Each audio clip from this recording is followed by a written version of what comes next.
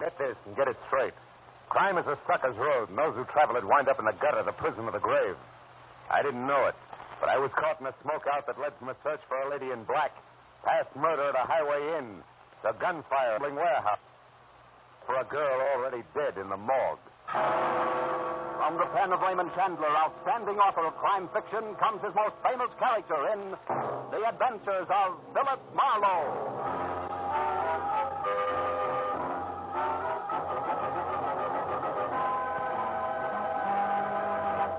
Now, with Gerald Moore, starred as Phillip Marlowe, we bring you tonight's exciting story, The Smokeout.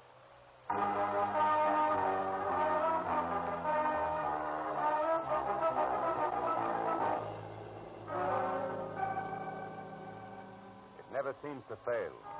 A sleepless night that leaves you with raw nerves and sandpaper eyelids is always followed by a day that never ends.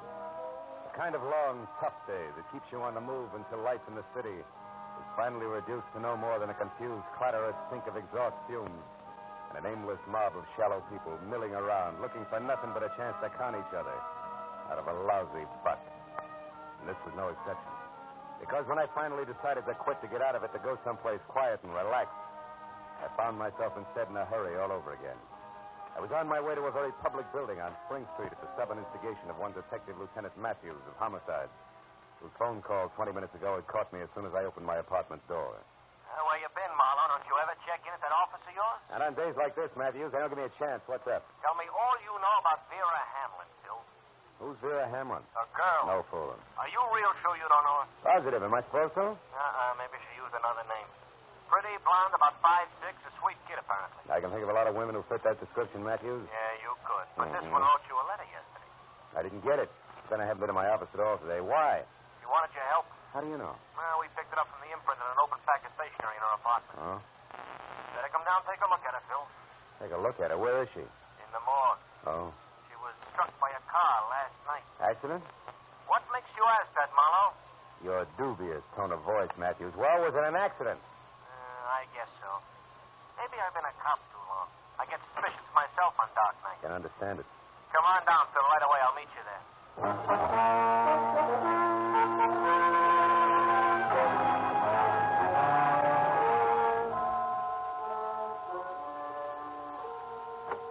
You better hold it a while. Oh, here he is now. Hello, Phil. Hi. Made good time. This is Mr. Connor, the morgue attendant. I'm certainly glad to know you, Mr. Marlowe. Is this your first visit? No, I've been here before, Connor. Well, Matthews, for what good do you think this is going to do to the police department? Let's see her and get it over with. All right, let's go, Connor. Certainly. Step this way, please, gentlemen. Follow me. Happy fella, isn't he? Well, civil friend. Here to the right. Now, let's see. Egram, Barnigan. Now, here we are. Hamlin, Vera. There. Well, Marlowe? Hmm. You know her, Marlowe? No. Okay. Let's go. All right, Lieutenant Matthews. Come on, Phil. Let's get out of here. Yeah. Now, look, Matthews, I told you on the phone I didn't know. What'd you get me down here for? Because there are some angles on this death I don't like to look at. That letter to you was one of them. Got the letter? No, I read the whole thing in from the lab and that imprint they worked on. She was worried. She wanted you to investigate something for her. You were supposed to call her today. Know anything about her? Yeah, she came to L.A. about 6 months ago from Omaha. Mm-hmm. She worked for a guy named Brasso's, a produce wholesaler, 77 Market Street. Lately, she was seeing a lot of him after office hours. What's wrong with that? Nothing. She was killed in front of Brasso's house at 2 a.m. and she was getting out of her car, and Brasso wasn't home at the time. Oh?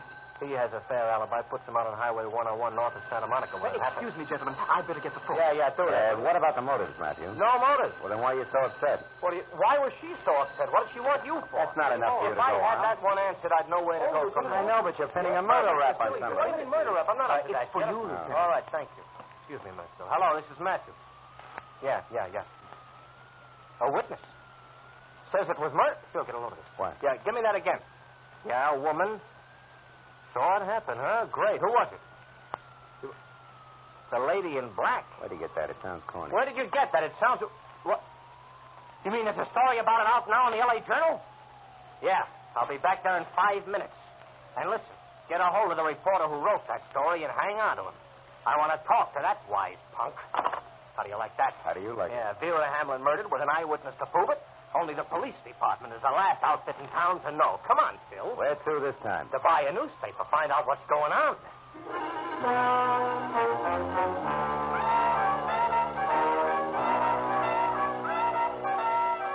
Matthews was boiling as we left the morgue and headed to police headquarters. We made one stop on the way to pick up a copy of the Journal, which he read as I drove.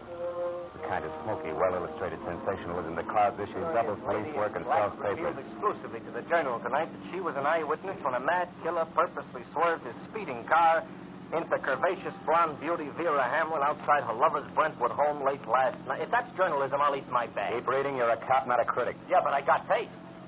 The lady in black will appear at police headquarters at 9 o'clock to reveal license number and description of the murder and the shocking death, which police have already labeled accidental. Nuts. Come on, Marlowe. I felt a little sorry for Matthews because the way things were breaking, the Vera Hamlin deal was a cinch to become one of those involved screwball affairs. Where nothing goes according to the book, and I was glad I never got a letter. Now it was none of my business. All I wanted to do was drop Matthews off, get away from the whole thing, and try to forget about it. But when we piled up behind the waiting squad car at headquarters, a gang of high-speed photographers draping the stairs stopped us. Give you Lieutenant, is your witness going to show? It's 9 on the button. Where's the lady inside? How do I know? I didn't find out there was a witness till I read it in the Journal. Yeah, that was a dirty trick. Hiya, Marlowe. Hi, Abbott. You're an old-timer, Abbott. You guys ought to keep punks like the Journal squirt in line. They just make it tough on everybody. Oh, don't blame us for that guy. He burned up, huh, Marlowe? You blame him? You know as well as I do the Journal picked up that witness right here. Kept her under wraps until they had time to break the story. Well, he shouldn't let it through him. You know, guys like that usually hang themselves. Sure, after the damage is done.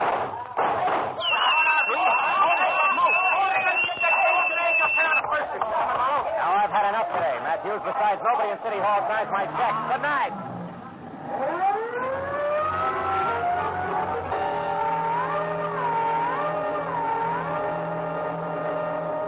I watched him out of sight and drove to the corner where one of the reporters told me that the green sedan had a lady in black in it. Whoever had fired the shots had gotten away clean. So, with that to think about, I drove back to Hollywood and tried a double scotch in a quiet bar. Yeah, it didn't work. Half hour later, I ended up in my office with Vera Hamlin's letter open on my desk. Enclosed were 5 $10 bills and a souvenir postcard from a place called Moon's Point on Highway 101. Penciled across the back with a word, I think this place means trouble to Dave Rosso. I don't know why, Vera. Maybe it was the memory of the girl's face in the mall. Or maybe it was a stack of wrinkled tens on my desk that made me do it. But whatever it was, I went to my car, drove out past Santa Monica, and it took me an hour to get to Moon's Point on Highway 101. An isolated huddle of grimy filling station, rickety 6-cabin auto court, and weather-beaten lunch counter and bar, squatting beside the highway. I pulled up at the parking lot and went into the bar where the source of the quaint name Moon's Point met me. Moon himself. He was round, pale, and soft as a lump of green cheese. What can I do for you, mister? Dave around? Dave who? Rosso. Want to see him on business. Private business. Oh. Okay. Sure, Brockles here. Out in cabin number 4 there with Mr. Stipple. Oh? You can get that back there if you want her. But I don't think they'll have much time for you, fella. Why not? The late paper just come in, the L.A. Journal. Is that all? I got much later news than that for him.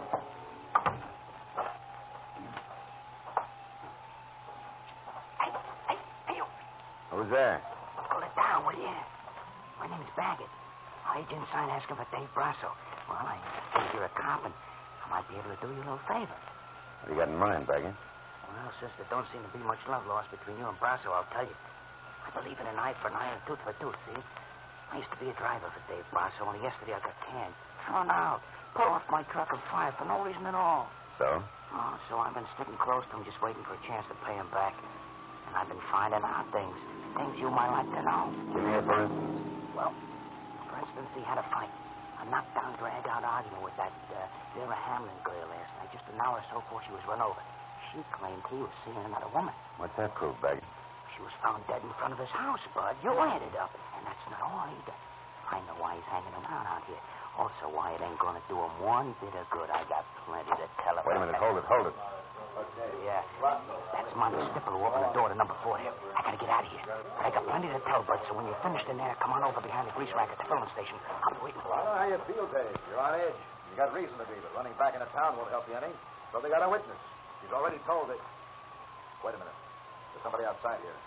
Yeah, that's right. I want to see Dave Brasso. And Mr. Brasso is pretty busy right now, mister. Not too busy to see me. Oh, you cop? No. And you must be a crummy reporter, so scram. You look Mr. Brasso up at his place of business some other time. You mean after he skipped town to keep the witness from putting a finger on him? Why, you Hold it, snooping... Monty. Wait.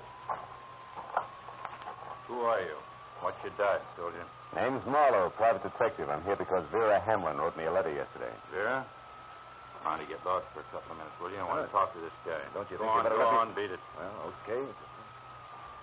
All right, soldier. Come on in. You wanted to see me? I'll take a good look.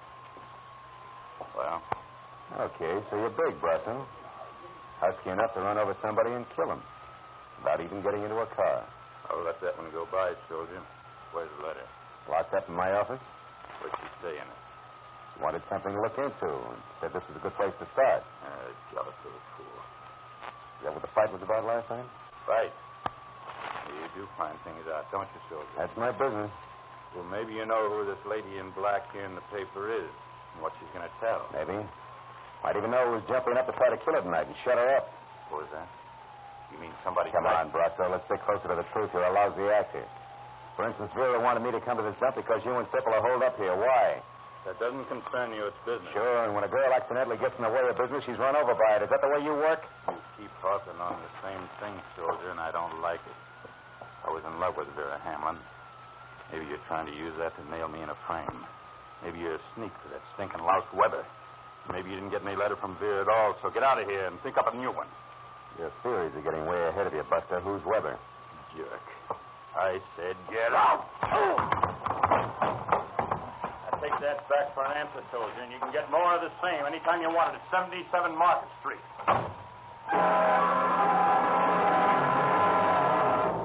Brasso's hair trigger left with 200 pounds of shoulder behind it.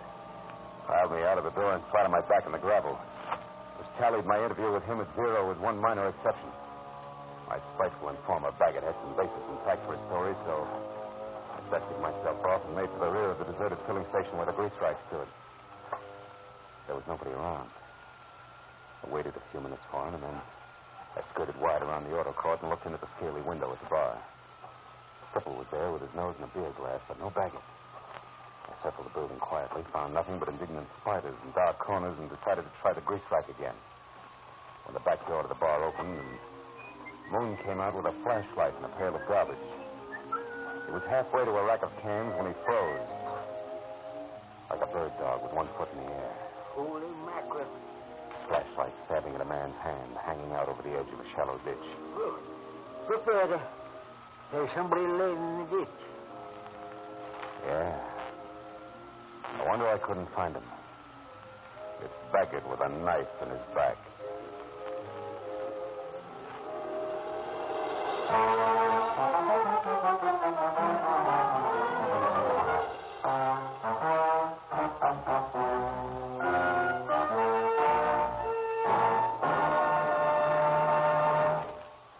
Now, with our star, Gerald Moore, we continue with the second act of Phillip Marlowe and tonight's story, The Smokeout.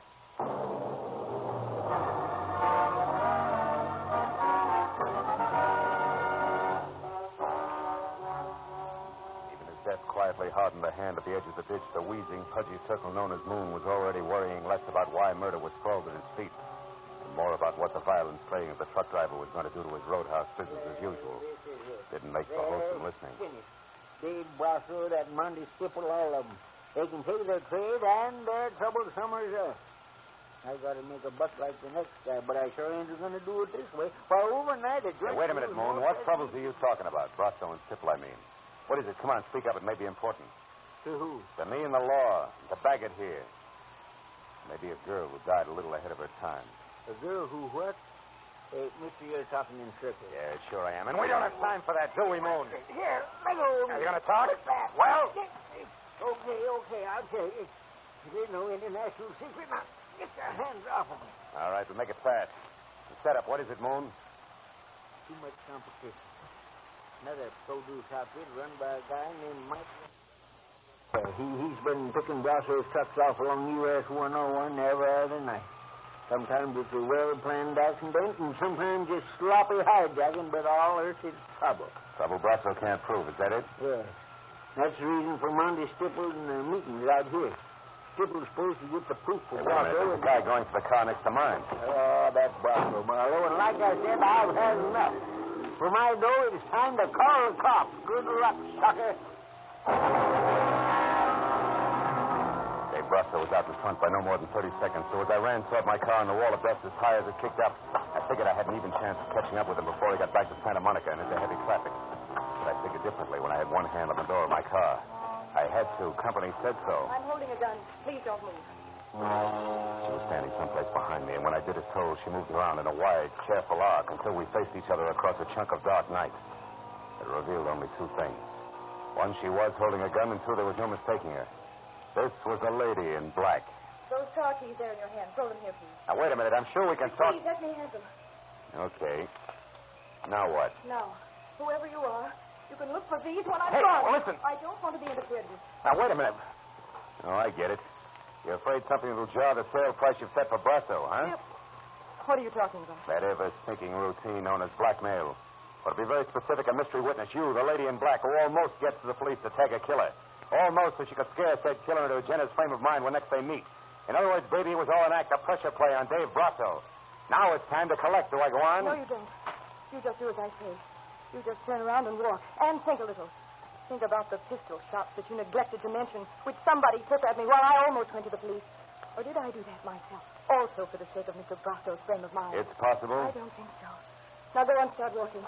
You don't make much sense standing here. As I moved away from her, she backed off quickly toward a car that was nuzzling a high hitch near the far side of the roadhouse.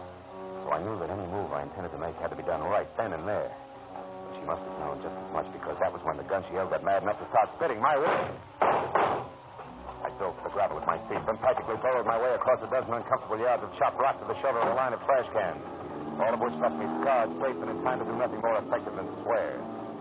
I had a pair of teasing tail lights on a green sedan that were already winking out of sight.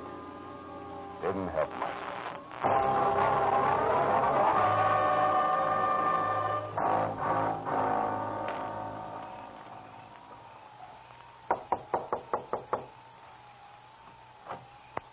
Well, what do you know? The private detective again. Well, what's it this time? Bill Brasso, Stipple, is he in? No, he isn't. That's funny. No, I don't think so. I only think you're funny. The panic, Marlowe. Moon and I have been watching you comb that gravel out there searching for the key. We couldn't catch the chatter, but she certainly made you look stupid. And just so you don't go on looking that way, don't bother playing so wide-eyed about Brasso being in here either. You see, I know you know he isn't. It won't work, sonny boy. Maybe a little pressure will. I doubt it. I don't bend easy, Marlowe. Also, I don't happen to know where Brasso went. But just so nobody gets too upset or quick with a gun, maybe we have to go back over to the bar to chat. Moon's expecting me. Besides, it's cozier there. It won't be once the cops start pouring in. Incidentally, it makes it your turn not to play dumb. I mean Ernie Baggett being very dead out in the back. Even Stevens, huh, Marlowe? Yeah. Okay. I know about Baggett. From Brasso? I heard you. Nice night. Marlowe? You know, Stipple, you're making a big mistake. Why? Protecting Brasso can't pay off anymore. You said I was protecting him. I worked for Dave Brasso, period. If he knocked off a couple of people, and I'm not saying he has, it's got nothing to do with me. What's done's done. Which doesn't include the girl, huh? Who? That witness? What's the difference? What happens to her? She's living on borrowed time right now, any way you look at it. Why? Because of what she knows? No. Because of the way she handles what she knows. All that gab in the papers. You know, she's lucky those 3 shots that were thrown at her only came out of a pistol. Could have been a howitzer, considering the advance notice she gave. Hey, Moon. What? The cops here yet? No, they ain't. Highway patrol took 5 minutes, 10 minutes ago. I sure wish they'd get here. Don't worry, they will. Well, Marlowe, will it be? Hey, private detective. Come out of it. What's up? Around here, Stipple, nothing. Nothing at all. Where are you going? To 77 Market Street, the Brasso Produce Company. I think it's where both your boss and the lady in black are going to get together. And what gives you that idea? A hunch, Stipple. Just a hunch. Goodbye.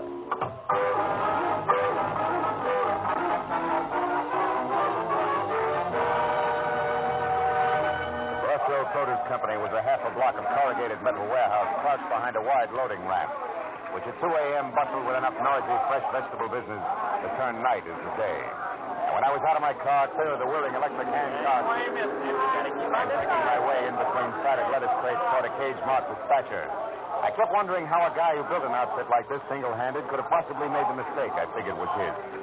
I stopped wondering when a face that had been stolen from a hawk pressed itself close to the inside of the cage and yelled at me. Well, what is it, mister? Talk up there. Billy, I'm busy here. Wait, please. Take anyone out now. I want to see Dave Brasso. Oh, that he isn't here. Dispatcher. Yes. 21 a bushel. Right. Brasso's not in his office, mister. I'm not sure where he is. I'm not sure. You a cop? No, private detective with expense account. Will 5 help? He just paid 10. Oh, let it ring. Come on, Buster, this counts. Here's 10. The lady in black? Yeah. Keep it down, will you? She stood around for maybe 20 minutes before she got talking to me. Not a bad-looking doll. All right. Now, where'd you send her? Come on, you got your 10. Talk. Hang on just a minute. Where? The old shed in the back. Used to be a warehouse. They've got a real private office there. You'll probably catch up there if you run. I'll probably try. Thanks. The ex-warehouse turned out to be an ugly huddle of parched toddlers teetering at the edge of a deserted cobblestone alley, and quietly dying of old age. And except for a flicker of light from an open door deep inside, it was as dark and as quiet as the lining of a frock coat. Until I stepped in, and in front of a gun, it was no surprise. When I told you that I didn't want to be interfered with, I meant just that. Now, without shouting, who are you? For one thing, a private detective named Phillip Marlowe. Another, a guy who's still working for Vera Hamlin. You're working for Vera? That's right, but not swinging in the dark. Which means what? That you never saw Vera Hamlin killed in the first place. And that all this lady in black razzle-dazzle is strictly a smokeout. Vera was my sister, Marlowe. Her letters told me all about Dave Brasso, about what he meant to her, about the runaround she was getting from him. So you added that to a phony hit-and-run accident and decided to pose as a surprise witness. So that Dave Brasso would try to pick you off and reveal himself as your sister's killer, if you lived through it. Right. Now, Marlowe, Marlowe, quick. Get back.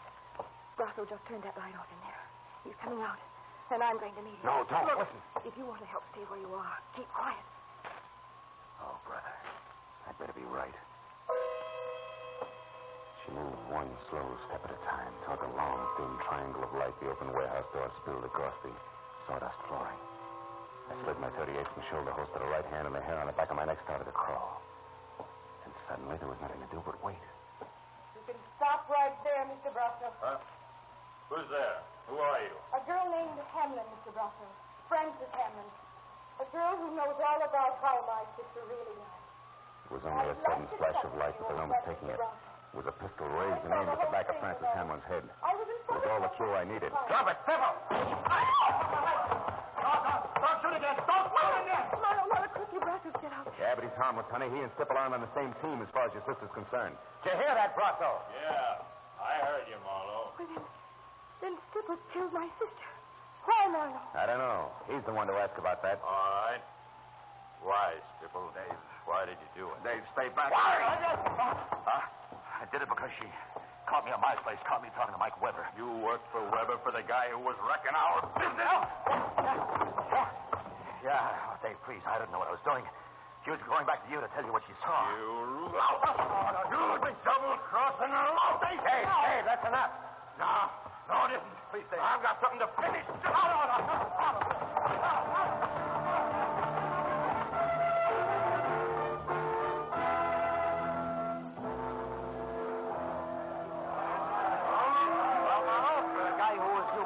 Even on the city payroll. You did all right tonight. Hey, but Doc Matthews. Hey, Lieutenant, how about the story? We're pushing our deadline on a bulldog edition. Yeah, we work for daily papers, Matthews. You've been holed up in that warehouse with Marlowe and that heavy for a half hour now. What gives? Hey, how bad is Stipple's wound? Look, the wound is nothing. It's a scratch, although I wouldn't say he ain't hurt. But the story, you'll have to wait until I'm down at headquarters. I haven't got it all myself. Oh, Lieutenant, you're kidding. Sure, I got lots of time for it. Listen, Abbott. Monty Stipple killed both Vera Hamlin and Ernie Baggett. He killed the lady because she found out he was crooked, and he killed Baggett because he was afraid Baggett knew too much. And now, so long. Oh, but Lieutenant, tonight I got something less than love for the gentleman of the press. Hey, Phil, come on. Miss Hamlin's over there. All right. Look, Marlowe, before it's impossible for me to stay away from those dear boys any longer, tell me, where did you run across the switch? I mean, what tagged Monty Stipple for? Mistake he made, Lieutenant. Calling the shot when he was blindfolded? Or in other words, what? Matthews, I'm tired. Tomorrow, huh? No. We can talk then. Come on, Marlowe, Frank. please. Okay. Well, it's something like this. Back at Moon's Point, Sybil told me how lucky the lady in black was. Only 3 shots were thrown at her. And he had no way of knowing how many shots had been thrown, huh? Attaboy. Unless, of course, he threw them himself. Sure. Francis had a smoke-out plan, which was an inspiration to me because knowing Sybil was a liar and proving it were 2 different things. So you led him to the warehouse, and while Miss Hamlin here gunned for Brasso, Sybil gunned for her. You're so right, and good night, Lieutenant Matthews. Listen, Marlowe, Good night, Lieutenant. Okay. Good night, Phil. Good night, Miss Hamlin. Good night, Lieutenant. Thanks, Marlowe. And what? More questions? Uh-huh. But not under vital statistics. Oh. Marlowe, one way or another, my crazy plan has worked, right? I guess so. Well, then tell me. Now that Stipple's caught and, well, it's all over, am I supposed to feel good? I don't know, baby. Maybe that's what's so screwy about revenge. It's got all the permanence of a smoke ring, even when you're positive it's justified. Cigarette?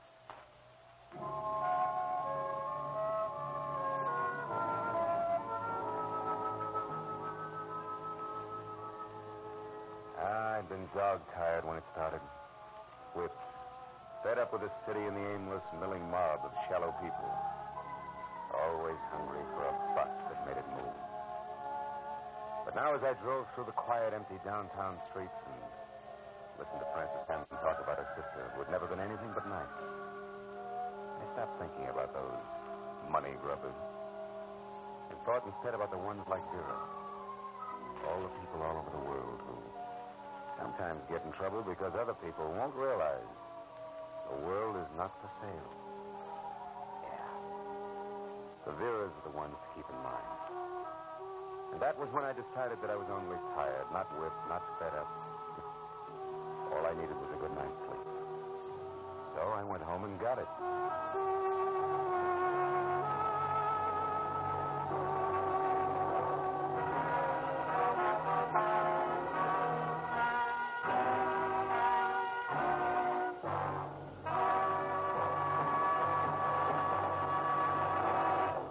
The Adventures of Phillip Marlowe, bringing you Raymond Chandler's most famous character, star Gerald Moore, and are produced and directed by Norman McDonald. Script is by Robert Mitchell and Gene Levitt. Featured in the cast were Lynn Allen, Barney Phillips, John Daner, Jack Crucian, Parley Bear, Edgar Barrier, Byron Kane, Hugh Thomas, and Bill Lally. Detective Lieutenant Matthews is played by Larry Dobkin. The special music is composed and conducted by Richard Oron. Be sure and be with us next week when Phillip Marlowe says...